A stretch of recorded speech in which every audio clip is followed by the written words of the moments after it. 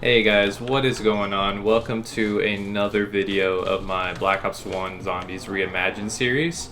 Today we are going to be going over Wonder Weapon changes. So the first weapon we have here is the Winter's Howl.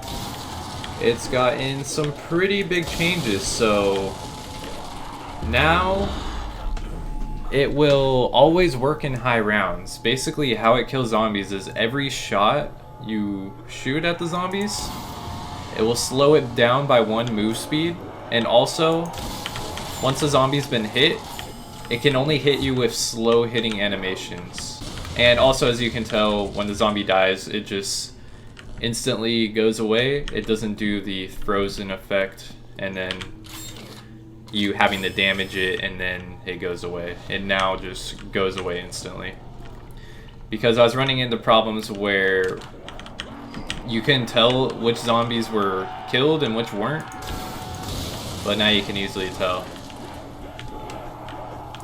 So yeah, I'll get to round 10 now and show you guys what it's like with runners. Alright, so here we go. We got some runners now, so I'll show you guys. It'll take 3 shots to kill them. First shot makes them, well, they're first sprinters, and then they become runners, and now they're walkers, and then once they're walkers, they die from the shot. So actually, in the lower rounds, the Winter's Howl is even worse now, because, like, let's say you're on like round 2 and you have a running zombie, which is the second run speed, then it's gonna take 2 shots. It can take 2 shots even on round 2, I believe it is, when runners can start coming.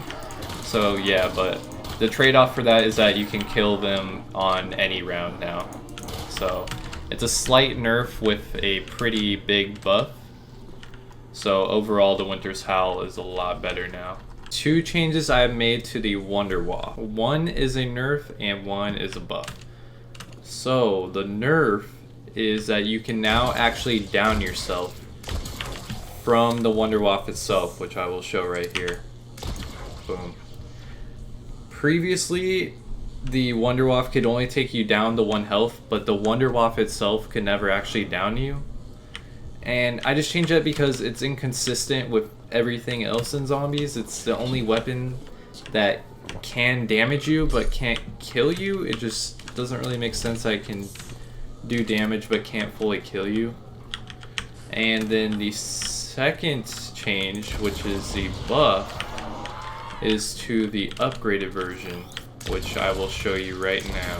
Alright, so the second change is the buff, which is only to the upgraded Wunderwaffe, and that is that it can kill a full horde up to 24 zombies. As you can see, I almost died, but yeah, there we go. Pretty big delay between kills, but that's because it's obviously way more zombies. So killed 21 out of the 24. There was a couple stragglers too far away. But yeah, so you can now down yourself from the Wunderwaffe in exchange for being able to kill 24 zombies with the upgraded version. For the Thundergun, I've only done 1 small change, and it's that any zombies that aren't actually killed from the blast but are knocked down, like these 2 zombies over here, they're actually not taking any damage. Even I am getting 10 points for each hit, but they aren't taking any damage, because what could happen before is actually doing this would do a slight amount of damage to the zombie, and if it was like on a low round, you could kill them and it could actually drop a power-up. So yeah, I've removed that part, because the Thundergun shouldn't be able to drop power-ups under any situation, even if you're wasting your ammo shooting them from far away like this. So yeah, absolutely no damage. As you can see, they'll both be at full health, even though their arms are off. Still takes the full amount of M1911 ammo to kill them. So yeah, that's the only change I've made to the Thundergun. On to the next change. Alright, so now we're moving on to the Scavenger. I've done a few changes to the Scavenger. The first thing is that you can no longer aim down sights while reloading.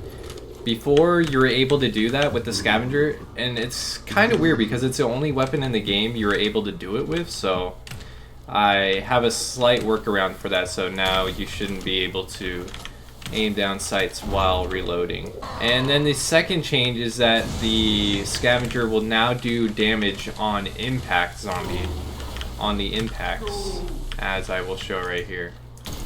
Boom. And yeah, and then the third and final change is the biggest one, which I can't really show in this gameplay, but the Scavenger will now do infinite damage, so it will kill on any round. Same with the impact shot. The impact shot also does infinite damage. Now, it does infinite damage on everything besides the director George, so George still takes the same amount of damage. So yeah, on to the VR11. Alright, so now we have the VR11. Now, I've already done a full video on the VR11, so I'm not going to go into too much detail with the VR11, so I'll just quickly go over all the changes. So, the main change is that when you shoot a zombie and turn it into a human, it no longer just goes straight to the water and doesn't do anything to the zombies. It now like goes after the zombies, and if it comes within contact of the zombie will have its head exploded off of it, so it can actually kill zombies now. So that's pretty cool. The VR11 is actually pretty useful now in solo, as you can tell. It goes to the zombie, touches it, and the gas coming off the zombie is what makes the actual zombies explode. The gas coming from the human zombie, that is. And then a few of the other changes, well, the human enemy lasts for 10 seconds on the map if it's the unupgraded VR11. If it's upgraded, it lasts for 15 seconds. It was previously 20 seconds when I last did the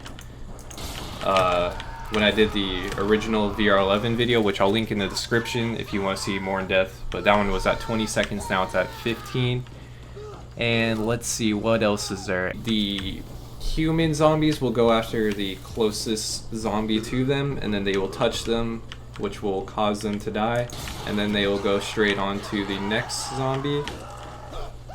It pretty much works like Black Ops 3 turned zombies. It's a little bit different. It's not exactly the same. I didn't want to carbon copy it, but it's basically the same thing. If you're good with using the turned zombie effect on BO3, you'll be good with the VR11. And the unupgraded version of the VR11 now permanently calms George. I believe I showed that in the last video, so I don't really need to show that right now. You can go watch the video if you want to see it. Oh yeah, and also shooting the director with the VR11 while he's calm will now do nothing. Previously, if you shot the VR11 at George while he was calm, it would make him angry, which really doesn't make sense because the gun makes him calm when he is angry, so why would it make him angry when he's calm? It just doesn't make sense, so I removed that. And then also the explosion effect from when you shoot a human zombie after it's, you know, been turned into a human zombie and then you shoot it again. Previously that would cause an explosion effect, which would do damage to other nearby zombies. I removed that completely since I completely buffed how the human zombie works. There's no need for that explosion effect, so I completely removed that to make the gun more simpler. And yeah, that's all the changes to the VR11. If I missed anything, it will be in the VR11 video by itself. Okay, on to the next weapon. Alright, and now we got the baby gun, which I've already done a full video explaining this, so if you really want to see in depth and what causes the G-spawn air to happen to the baby gun, you can go check out that video. But yeah, like as I said, I have now fixed what causes the G-spawn air from zombies shrinking and regrowing. So that has now been completely fixed. You can let your zombies regrow as much as you want, and it will no longer crash your game. Alright, and then the one change I made to the wave gun is that you can no longer kill zombies that are in the ceiling, and that is to prevent the bug that causes ceiling spawns to stop working once a certain amount of zombies have been killed from the wave gun from in there. I don't know what exactly causes it, but for some reason shooting the wave gun while zombies are spawning in the ceiling will eventually make zombies stop coming from the ceiling completely. So what I've done for now is just made it so that the wave gun doesn't kill zombies that are in the ceiling. The zap gun will still work for it. It's only the wave gun part that won't. So maybe I can look into the actual problem someday, but I haven't been able to find anything yet. So yeah, that's all the changes for the Wonder Weapons. I hope you guys enjoyed, and I will see you in the next video. Peace!